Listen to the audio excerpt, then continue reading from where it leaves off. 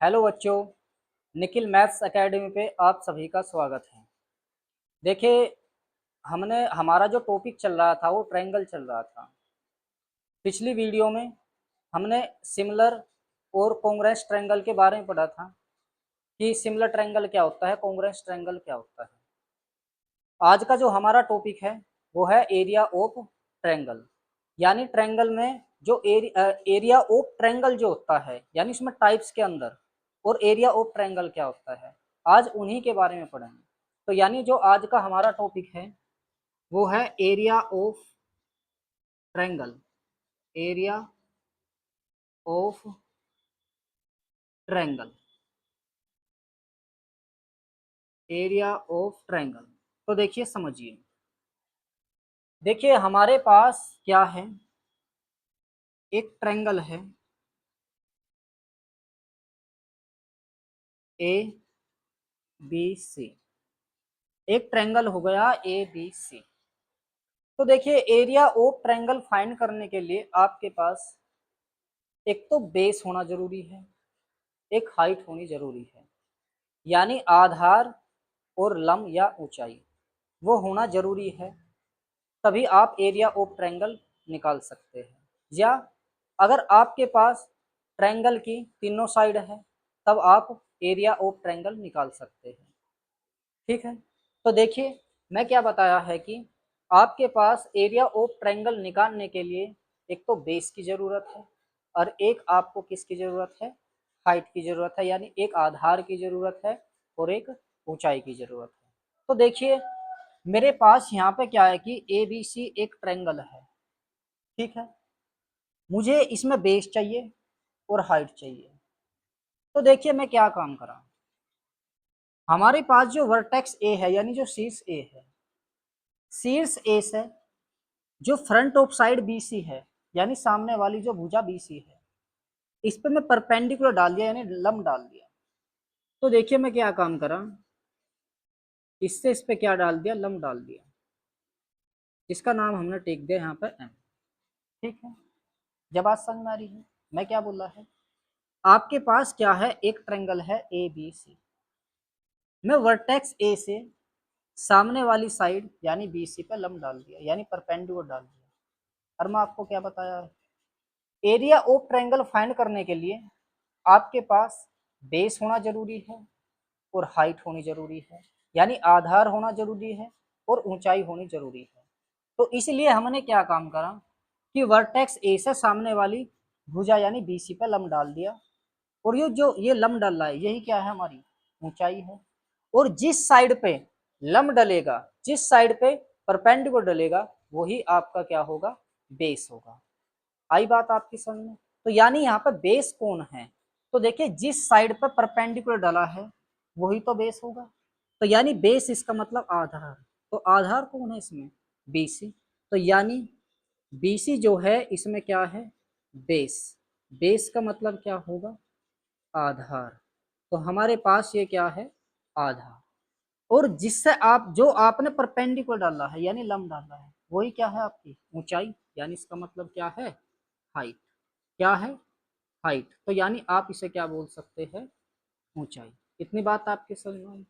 तो यानी अगर आपको यहाँ से एरिया ऑफ ट्रायंगल फाइंड करना हो, क्या फाइंड करना हो, एरिया ऑफ ट्रायंगल यानी त्रिभुज का क्षेत्रफल, तो area of triangle, area of triangle इसे हिंदी में बोलते हैं त्रिभुज का क्षेत्रफल, त्रिभुज का क्षेत्रफल।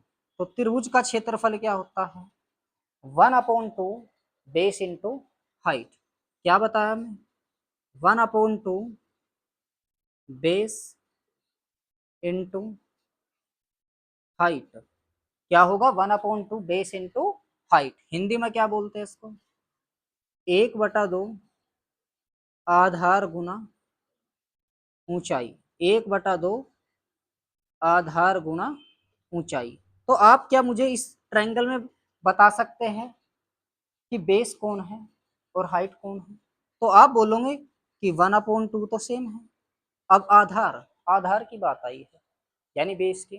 तो बेस क्या बताया मैं, जिस साइड पे परपेंडिकुलर डला है, यानी जिस भुजा पे लंब डला है, वही क्या होगा, वही क्या होगा, आधार होगा, वही क्या होगा, बेस होगा।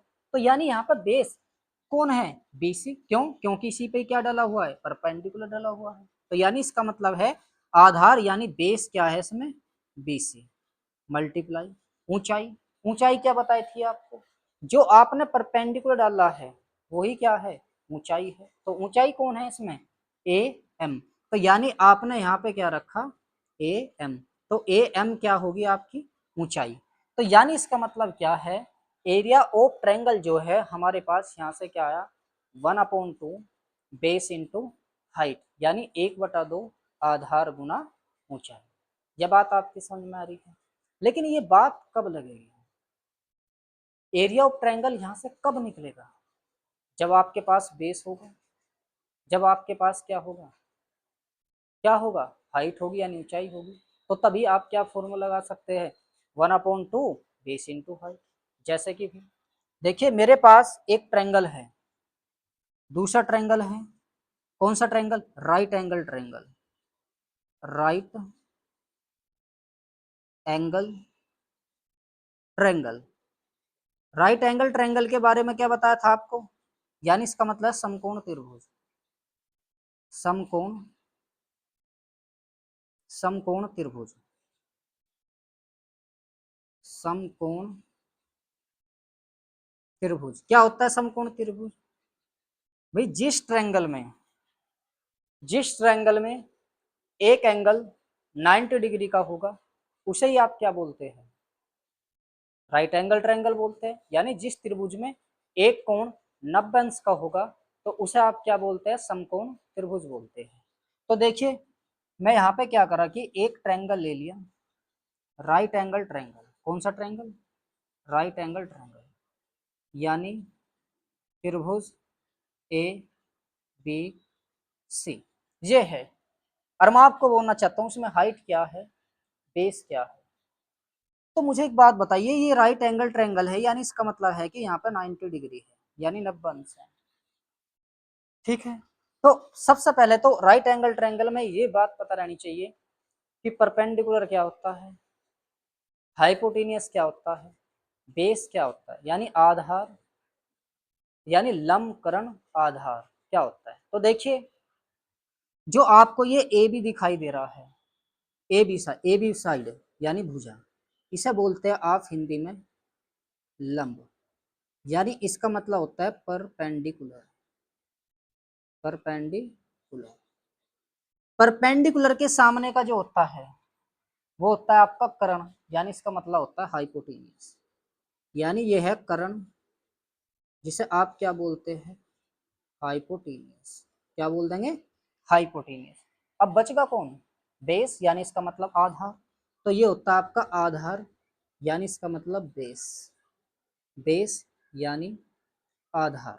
तो राइट एंगल ट्रायंगल के बारे में क्या बताया मैं आपको, राइट एंगल ट्रायंगल क्या होगा, जिसमें एक एंगल 90 डिग्री का होगा तो उसे आप क्या बोल देंगे, राइट एंगल ट्रायंगल बोल देंगे। लेकिन राइट एंगल ट्रायंगल में ये बात पता रहनी चाहिए कि परपेंडिकुलर क्या होता है, हाइपोटेनियस क्या होता है, बेस क्या होता है। तो देखिए एबीसी मेरे पास क्या होगा, एक ट्रायंगल हो गया, ठीक है। इसमें जो आपको ए बी दिखाई दे रहा है, ए बी साइड, यहाँ पे क्या कितने डिग्री का एंगल बना हुआ है, 90 डिग्री का बना हुआ है, ठीक है।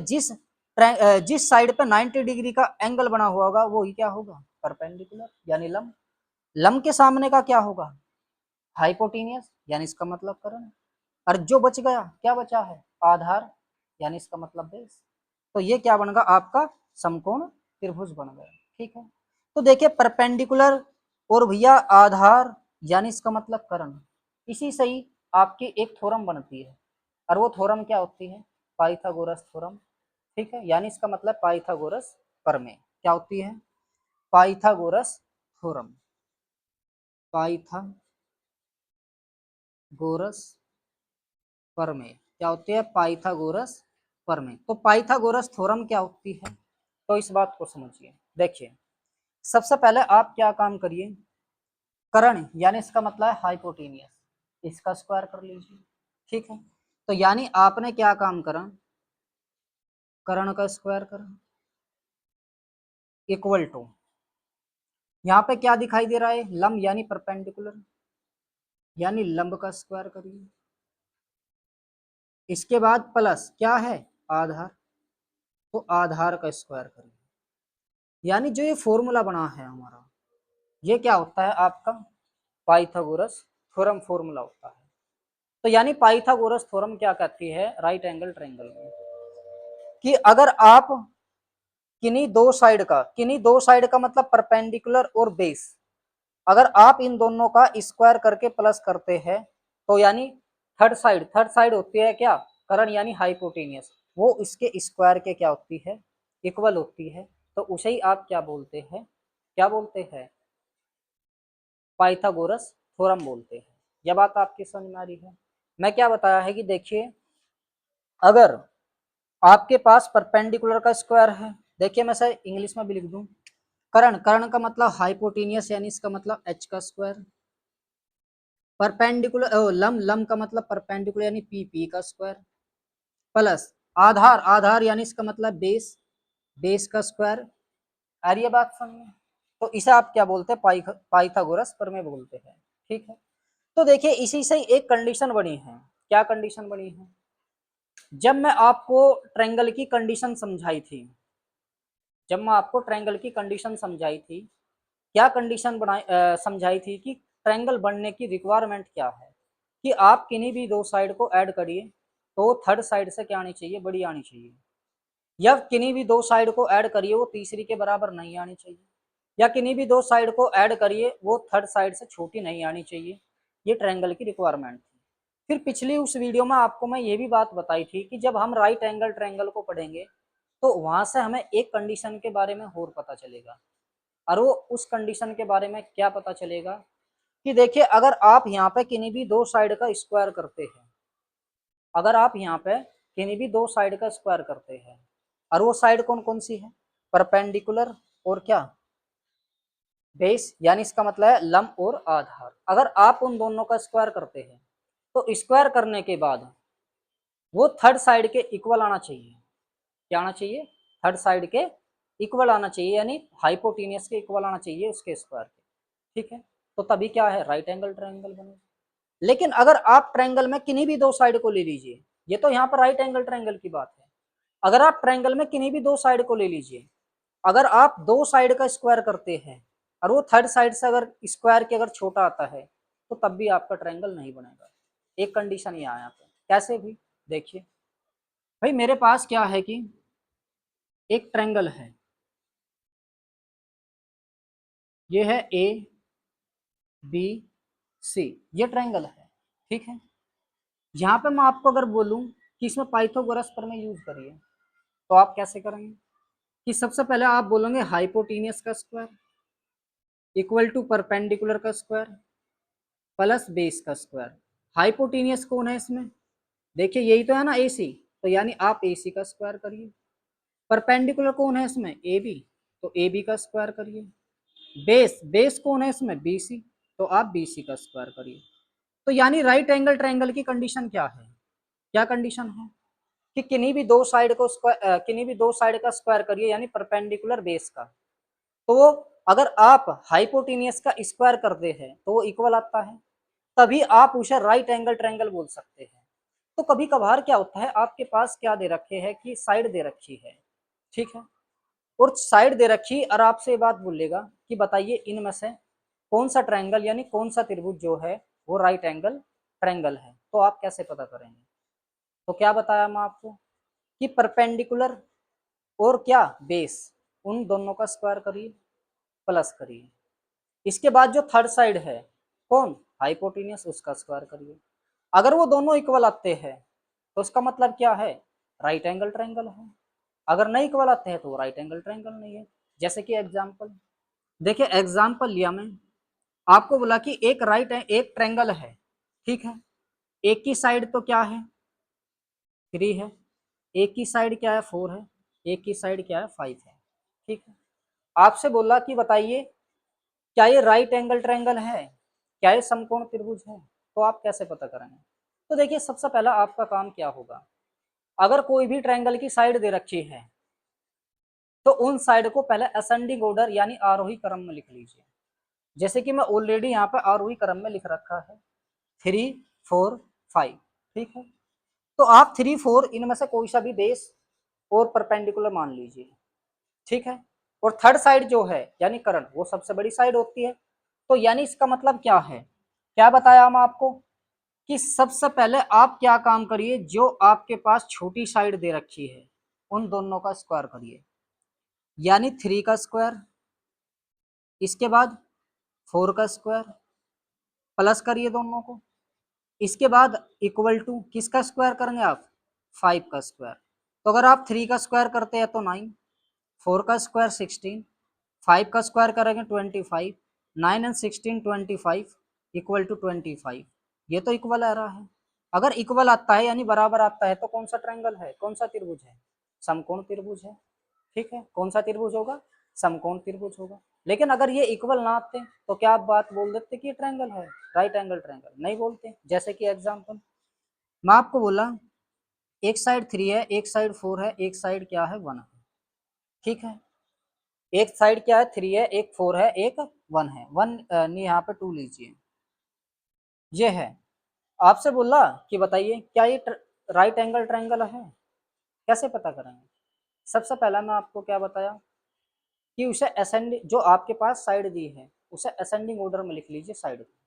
तो सबसे पहले कौन आता है 2, फिर कौन आता है 3, इसके बाद कौन आता है 4, इसके बाद क्या करना है, दो साइड, कौन से वाली साइड, जो आपके पास छोटी साइड है उनका स्क्वायर करिए। तो यानी आप 2 का स्क्वायर करेंगे, प्लस करेंगे, 3 का स्क्वायर करेंगे, इक्वल टू का साइन लगाएंगे, 4 का स्क्वायर करेंगे। अगर आप 2 का स्क्वायर करते हैं तो क्या आता है 4, 3 का स्क्वायर करते हैं तो 9, 4 का स्क्वायर करते हैं तो 16। भाई 9 और 4 कितना होता है 13 इक्वल टू 16। क्या ये बराबर है, बताइए क्या ये बराबर है। तो जब बराबर नहीं है तो उसका मतलब क्या आप इसे राइट एंगल ट्रायंगल बोल रहे हैं, बताइए। बोल तो नहीं सकते, क्यों नहीं बोल सकते, क्यों, क्योंकि इसमें दो साइड का स्क्वायर करने के बाद थर्ड साइड के स्क्वायर करने के इक्वल नहीं आ रहा है, तो इसका मतलब ये समकोण त्रिभुज नहीं है। आई बात समझ में। तो समकोण त्रिभुज का मतलब क्या होगा, अगर आप परपेंडिकुलर का स्क्वायर यानी लंब का स्क्वायर करते हैं, प्लस आधार यानी बेस का स्क्वायर करते हैं, वो इक्वल टू कर्ण यानी हाइपोटेनियस उसके स्क्वायर के बराबर आना चाहिए, तो तभी आप क्या बात बोल सकते हैं कि ये राइट एंगल ट्रायंगल है यानी समकोण त्रिभुज है। आइए बात समझ में आपकी, कुछ प्रॉब्लम। तो देखिए एक एग्जाम्पल और लेते हैं, एक एग्जाम्पल क्या है,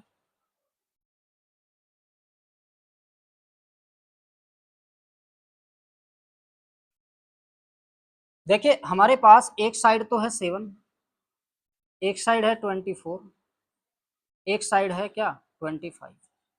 मैं आपसे बात बोली क्या ये राइट एंगल ट्रायंगल है क्या, तो आप क्या काम करेंगे, सबसे पहले ascending order, ascending order already है ही है, तो फिर क्या करना है, जो छोटी साइड है उन दोनों का स्क्वायर करिए, उनको प्लस करिए, थर्ड साइड जो सबसे बड़े वाली साइड है उसका स्क्वायर करिए।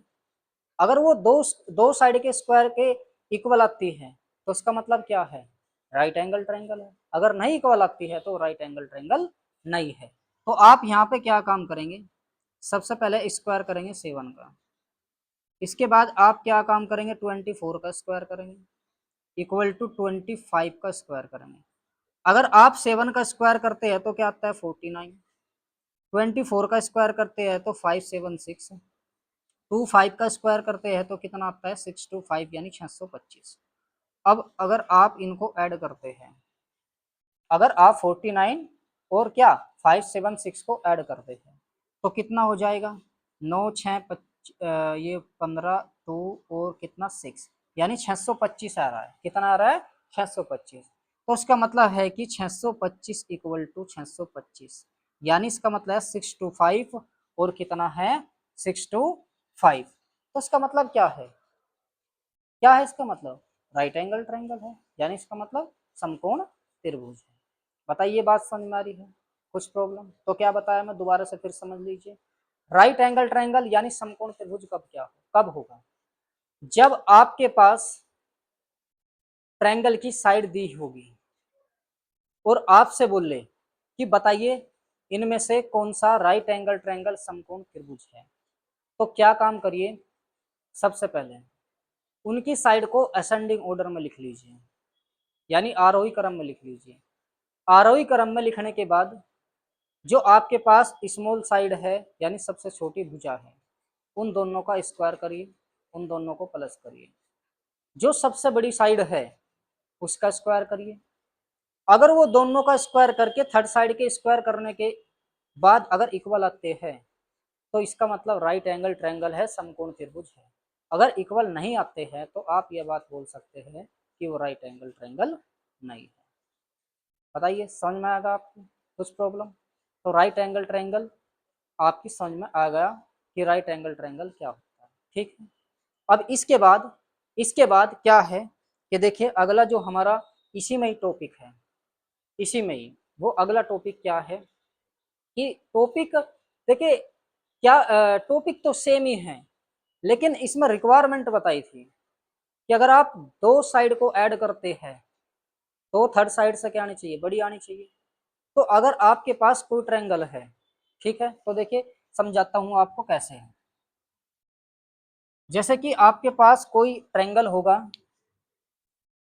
A B C, A B C, तो क्या कंडीशन बनेगी ट्रायंगल के रिक्वायरमेंट की, कंडीशन यानी ये ट्रायंगल है तो क्या होगा, अगर आप किन्हीं भी दो साइड का स्क्वायर करते हैं ट्रायंगल में, चाहे वो राइट एंगल ट्रायंगल हो या ना हो, तो क्या ए बी सी का स्क्वायर अगर आप करते हैं, ए बी और बी सी का स्क्वायर अगर आप करते हैं, तो वो थर्ड साइड ए सी उसके उससे क्या छोटा नहीं आना चाहिए।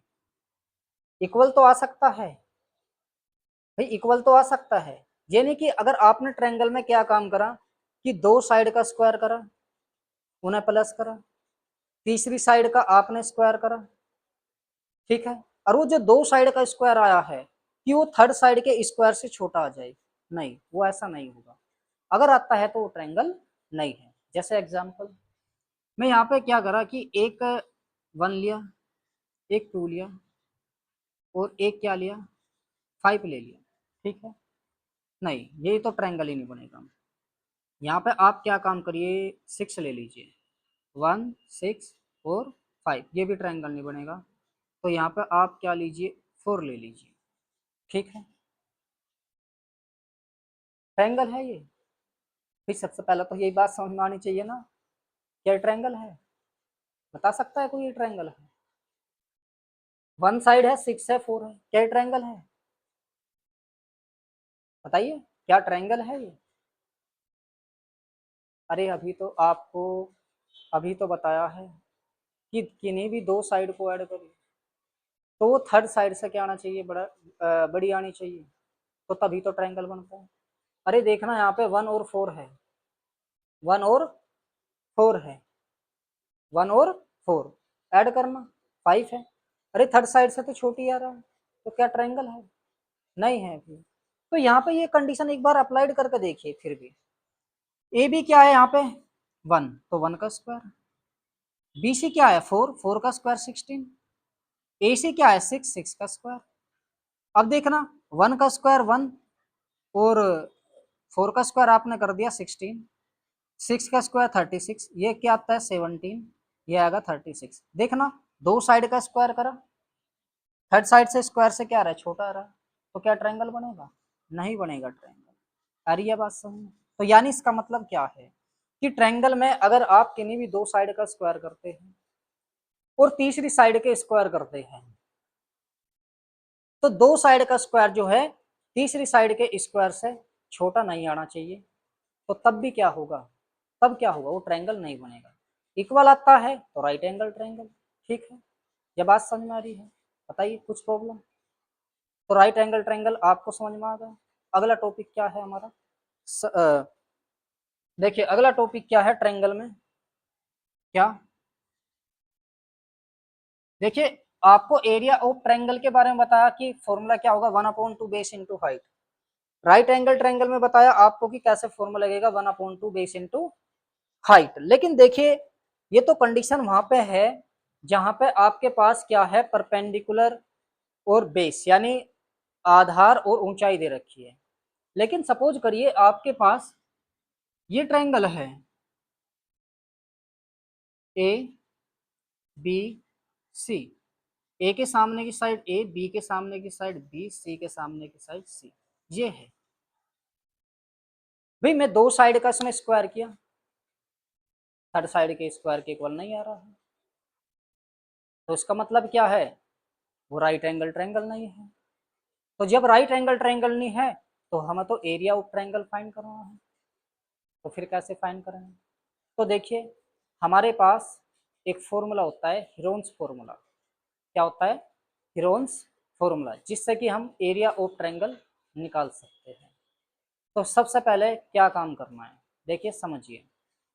अगर आपके पास ट्रायंगल में तीन साइड दी हुई है और वहां पर वो समकोण त्रिभुज नहीं बन रहा है या बन रहा भी हो, तब भी आप इसे यूज कर सकते हैं। ठीक है, तो मैं क्या बोला है कि अगर आपके पास किसी भी त्रिभुज में तीन भुजाएं दे रखी है, ठीक है, और उसका एरिया ऑफ ट्रायंगल फाइंड करना है यानी त्रिभुज का क्षेत्रफल ज्ञात करना है। तो त्रिभुज का क्षेत्रफल ज्ञात करने के लिए सबसे पहले आपको क्या करना पड़ेगा, अर्ध परिमाप निकालना पड़ेगा। क्या निकालना पड़ेगा, अर्ध परिमाप, यानी इसका मतलब है हाफ पेरीमीटर। तो हाफ पेरीमीटर को आप डिनोटेड करते हैं किससे भी, किस लेटर से करते हैं, एस से। तो एस इक्वल टू क्या होगा, S equal to S equal to A plus B plus C by two. क्या होगा, A plus B plus C by two, यानी त्रिभुज की तीनों भुजाओं को ऐड करिए, दो से डिवाइड कर दीजिए, वो आपका हाफ पेरीमीटर यानी अर्ध परिमाप होगा। आइए बात समझ, क्या बोला हम आपको कि अगर आपके पास कोई त्रिभुज दिया है, उसमें तीन भुजाएं दी है और आपको एरिया ऑफ ट्रायंगल फाइंड करना है, तो सबसे पहले आप क्या काम करेंगे, इसमें अर्ध परिमाप निकाल लेंगे। अर्ध परिमाप को डिनोटेड बाय लेटर एस से करते हैं, यानी प्रदर्शित किससे करते हैं, एस से। तो एस बराबर क्या होगा, A plus B plus C by to.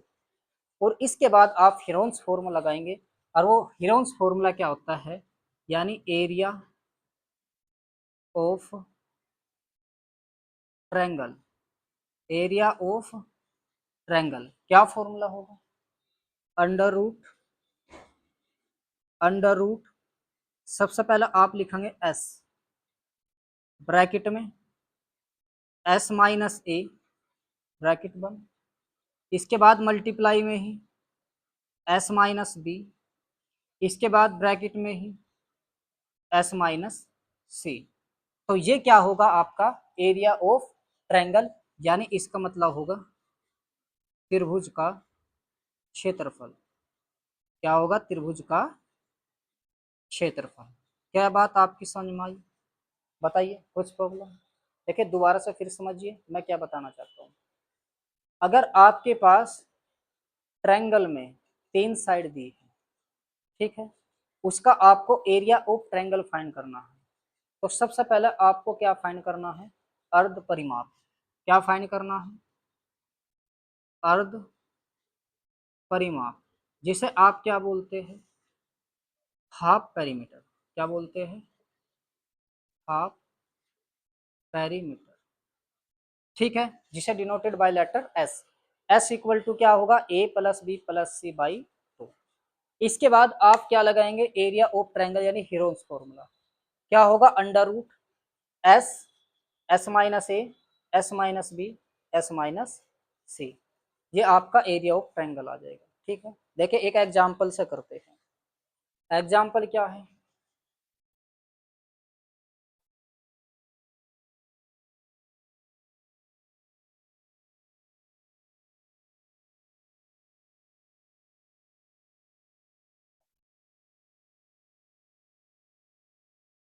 देखिए आपके पास क्या है कि एक ट्रायंगल दिया हुआ है ए बी सी, इसकी एक साइड 6 है, एक साइड 6 है, दूसरी साइड क्या है 8 है, दूसरी साइड क्या है 8 है। इसे बोला कि एरिया ऑफ ट्रायंगल फाइंड करिए। क्या फाइंड करिए? Area of triangle.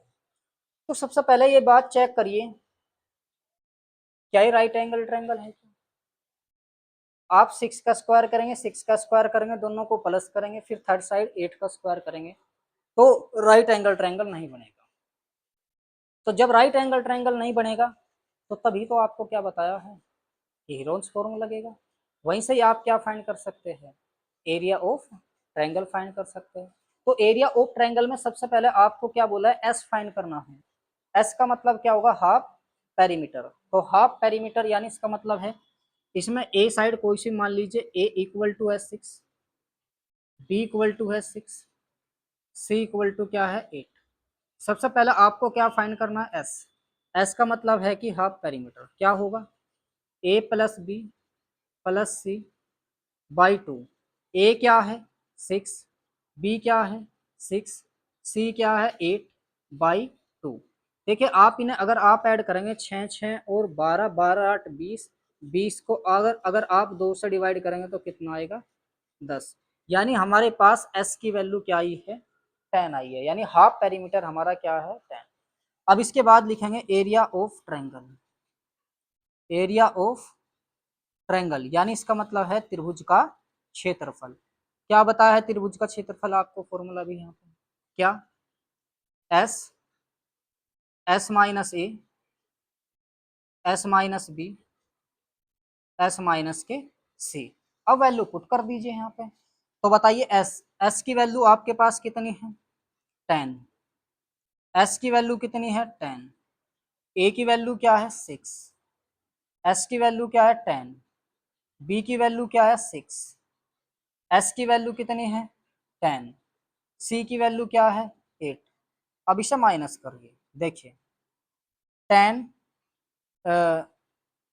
10 में से 6 माइनस करेंगे 4, 10 में से 6 माइनस करेंगे 4, 10 में से 8 माइनस करेंगे तो कितना 2। अब इनके फैक्टर कर लीजिए। फैक्टर कैसे करेंगे, 10 को आप 2 इंटू 5 लिख सकते हैं, 4 को आप ऐसे रहने दीजिए, 4 को भी ऐसे ही, 2 को ऐसे। अब अंडर रूट के अंदर आपको पता है कि अगर दो जोड़े एक पेयर बन रहा है तो उनमें से एक बाहर आ जाता है। तो 4 का पेयर बन रहा है तो इसका मतलब 4 बाहर आ जाएगा, 2 का एक पेयर ये बन रहा है 2 बाहर आ जाएगा। कौन बचा है अंदर 5, तो अंडर रूट 5। तो इसका मतलब है 4 दूनी 8 यानी 8 रूट 5 क्या आ जाएगा 8 रूट 5। यही क्या है आपका एरिया ऑफ ट्रायंगल है। तो बताइए बात समझ में आई आपको, कुछ प्रॉब्लम? तो यानी इसका मतलब क्या है कि देखिए हमारे पास ट्रायंगल के दो फॉर्मूले आए हैं अभी यहाँ पे।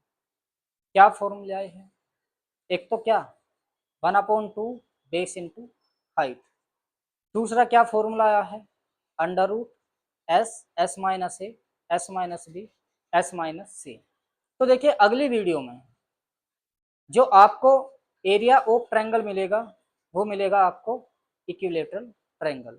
यानी इक्विलेटरल ट्रायंगल के बारे में जानेंगे कि इक्विलेटरल ट्रायंगल क्या होता है, उसका एरिया ऑफ ट्रायंगल क्या होता है, उसकी हाइट क्या होती है, सारी कंडीशन इक्विलेटरल ट्रायंगल के बारे में पढ़ेंगे। आज की वीडियो जो है हमारी इसी टॉपिक पर थी, एरिया ऑफ ट्रायंगल पे।